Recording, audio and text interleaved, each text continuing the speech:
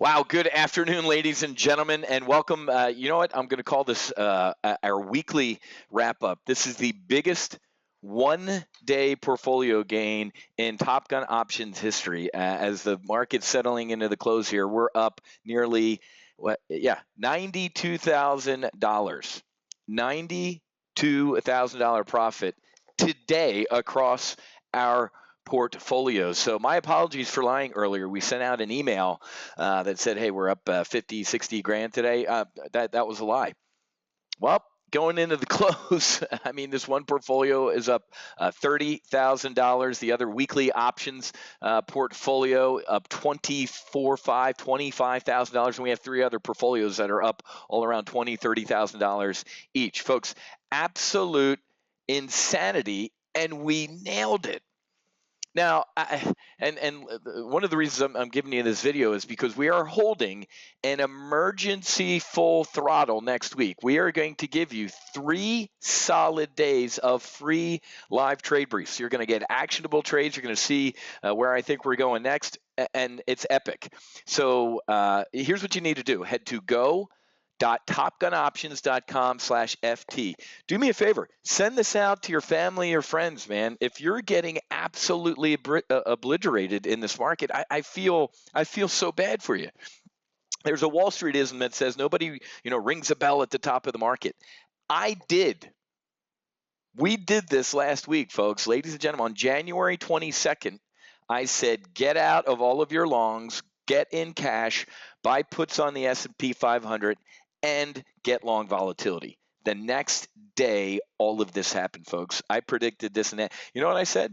I said, and you can watch the recording. I'll give you access to all this stuff. I said the next stop is the 50-day moving average on the S&P 500. Everybody, grab your glasses and zoom in there. Where did the little drill bit drill down today in the market? At 3,200 on the S&P 500, essentially the 50-day moving average. I'm going to get into what I think is going to happen next, but I mean, let's take a look at this. I hate being this cynical, but ladies and gentlemen, and look at this. There's the 20. Look at this. I said get long volatility. We're going up into the upper teens. The VIX was as high. It was up like 27, almost 30% today. Those VIX calls that we bought are up like 600%. Well, you know what? Let me just show you. I'm getting a ton of email. This was a couple minutes ago. 4:05 there over here. You can see the market closed. Jeff. Wiz, thanks so much again for enticing me to join you in December for the impending implosion. Folks, I predicted this. I said we're going to have a mid to late January sell-off, and February is going to be an absolute shit show. Didn't know it was going to be the coronavirus. I just thought it was going to, for a bunch of reasons. But this is the excuse. Whether it's an excuse or a reason, it's going to get worse. I have followed your work, listen to this, for close to 10 years. Always a skeptic, doing my own thing, learning other stuff. I trade my parents' retirement accounts and a couple of small accounts for myself.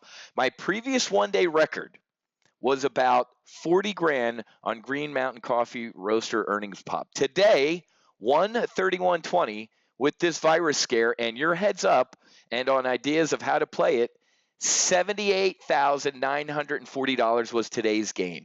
Market just closed. And I just summed the account gains. Thanks again, my fellow aviator. Jeffrey, you're welcome, folks. I have about 50 other emails pouring into me right now. And if you're sitting here going, oh, my God, we missed this. No, you didn't. Ladies and gentlemen, this is going to get worse.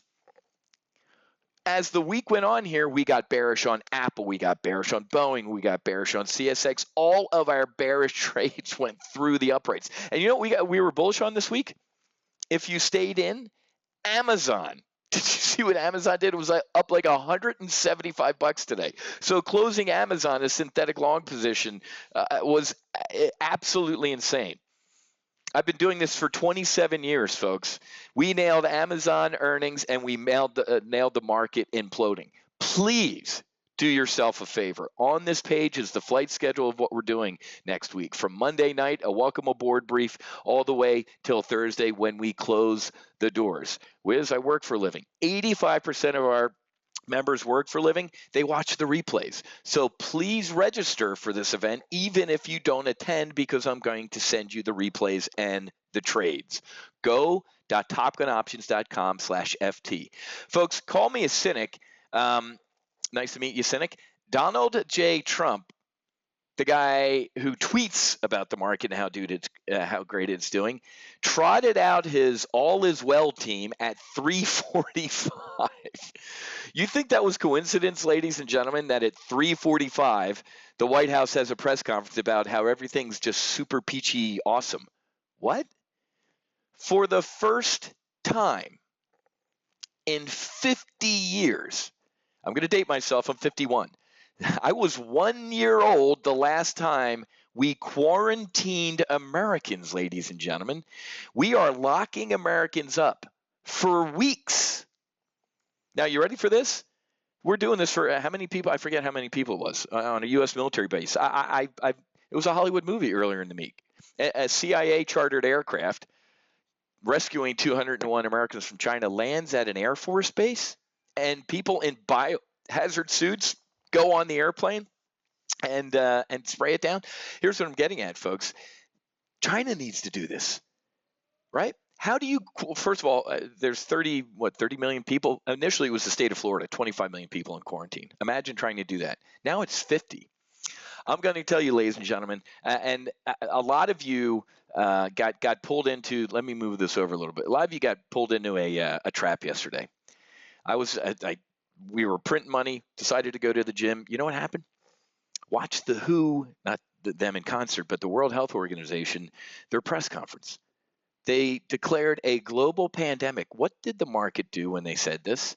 It went up yesterday afternoon. And a lot of you were like panicking, like, oh my God, Wiz, you're wrong. I'm like, listen to the man's words. The guy that led that press conference should be thrown in jail. He sounded like he worked for the People's Liberation Army. We're declaring a global pandemic, comma. And for the next 90 minutes, he sounded like Jim Comey. He could not have praised China better, and it's everything. Seriously? So today, I love the fact that there's other smarter, more intelligent people than me, or doctors going furious at that press conference. So how did you think the market was going to open today? I ran back from the gym yesterday afternoon before market close, and I sold even more into that pop. I listened to that disgusting press conference from the World Health Organization. They sounded like LeBron James in the NBA, kissing China's ass and not wanting to offend. They're going to get people killed. I'm going to tell you, ladies and gentlemen, that I do all my own research, man. I go out and find stuff. Unless these, this is a total, tinfoil hat, black helicopters flying around my house type of thing, and these are videos produced on Hollywood sound stages. These videos being smuggled out of Wuhan and other quarantine cities, showing officials just taking bodies, scores of bodies, to crematoriums. There is no official death count. Right here, folks, look at this. This is a crematorium in Wuhan. And it's a ghost town. Ladies and gentlemen, the government, this is going to be shocking to you, I know. The government is lying to you. And Donald J. Trump looked like an idiot yesterday saying, I talked to Xi and everything's great, completely under control, everything's fine. We have a human-to-human outbreak here in the United States, ladies and gentlemen. This is the thing you have to over-freak out about. You don't under-freak out about this, ladies and gentlemen. So, here's why I'm giving you this video as well, and reminding you to sign up for a free week, ladies and gentlemen. I feel bad at times like this. Well, to be totally honest with you, I don't feel super bad because I'm printing money. We called this. If your 401k is a 101k right now, that's your fault. I'm going to hit you with respectful truth over artificial harmony and blowing sunshine. You gooned it up. Speaking of 50 years, the last time we quarantined an American was also the last time we saw a market run this long without a correction of 1% or more. Nailed it. Mid to late January, market implosion, February shit show. I've been saying it for about a month and a half. Okay? Now, where's it going? You ready for this? China, it's been on its Lunar New Year. Most companies, ladies and gentlemen, international companies, multinational companies, Starbucks, McDonald's, Google, have ordered their employees in China not to go into work until further notice. How do the Chinese stock markets open Monday. You want to go to work in China on Monday? So I'm about a 50 delta right now that the market's even open. And if they do, they're most likely going to open gap down. However, and listen to me and listen to me good, who is going to most likely try and jump in and save capitalism? The PBOC, the People's Bank of China. The last time, let me see if it's on the chart here. The last time, and man, our FXI position, where's FXI? I was in the other portfolio. We made about $35,000 in January shorting FXI. That's the iShares China ETF. So let's take a look at FXI. What I'm getting at is, what was it, 5 years ago? Yeah, well, let me go with the 10-year. It's not going out that far. Well, over here, folks, you can tell where this was. Look at that market implosion in China. This was their 2008. This was their financial crisis. Remember China imploding like this? Every one of these legs down, you see this like dead cat bounce, leg down, dead cat bounce, leg down. Every one of those dead cat bounces was the PBOC getting involved in capitalism, flooding the market with liquidity. It was a brief sugar high. The next day, the market imploded. And then right here, you know what they did? They arrested about 200 journalists for writing bearish articles. They banned short selling. You could only buy, and that worked for about a week, and then it imploded. And then it imploded and imploded. Everything, folks, when the government steps in to try and save capitalism, it gives you a little bit of a brief, look at this. This one, this is awesome. Our burner trade, where is it? Our one burner trade, if you had held that through today, and it's actually out a couple weeks, but if you closed it today, that one trade is at about, one trade, folks, $26,000 profit. That was one trade on limited risk. Well, how much could you have lost on that? We trade in accordance with our SOP. The max risk of that trade was $5,000. That's the most you could have lost on that trade. How many of you would have loved to have spent $5,000 to make 26? That's a lot of money, $5,000. Okay, $2,500. You would have made what? About $13,000. Okay, so implosion, dead cat bounce, implosion, dead cat bounce, implosion. So here's, I got skinny today. I added to some bearish on Apple. Folks, the fact that Apple went up after its earnings, I get because of that blowout earnings. Look at this, down 5%, 14. I told you, we bought Apple puts that are printing money. Why? Look at this. Well, there's Apple earnings. In the middle of this whole virus scare, Apple gets a fifth of their revenue from China. It's closed. Where do you think those 10 and 11-year-old kids who build iPhones with Chinese minerals work? In China. They're not going to work. Apple is going to implode through the 50-day moving average, ladies and gentlemen. So, this was a career call, ladies and gentlemen. I've been doing this for 27 years. My other career call was predicting that everybody was wrong except Jeffrey Gunlock at Double Line Capital and like two other dudes and me. I said JP Morgan's wrong with Jamie Dimon, another limousine liberal, Goldman Sachs, all of them. Citi, 2 days before the election. Hillary Clinton wins running away. And if, God forbid, Trump wins, the market implodes, we're in a bear market. I'm like, that's wrong. Trump not only wins, but the market goes up 20%. I was wrong. The market went up 23%. This was my second career call, folks, and we are going to go lower. So listen to me. This is going to get ugly. I haven't even pointed out the politics of this. What's happening Tuesday or Monday, whatever. I don't even care, but I have to as a trade. The Iowa caucuses. I'm seeing polling that says Bernie Sanders wins. If the market gets wind, because of course all the polls which predicted Hillary winning are telling us that in a Sanders or even Warren runoff against Trump, he loses. That's completely outside the realm of possibility. But Wall Street's going to trade on that. You think in February, Super Tuesday, when is that, February 8th? February 8th, ladies and gentlemen, if Bernie Sanders, or when is Super Tuesday, the 11th? I don't even know. What I'm saying is if Michael Bloomberg, a Wall Street billionaire, New Yorker, who is the only one in that party that can stand on stage with the president, if he doesn't win, the market's going to be implode. Welcome to February, which is going to be absolute insanity. I predicted last week, no, it was a week and a half ago, I said get long volatility, and look at what it did.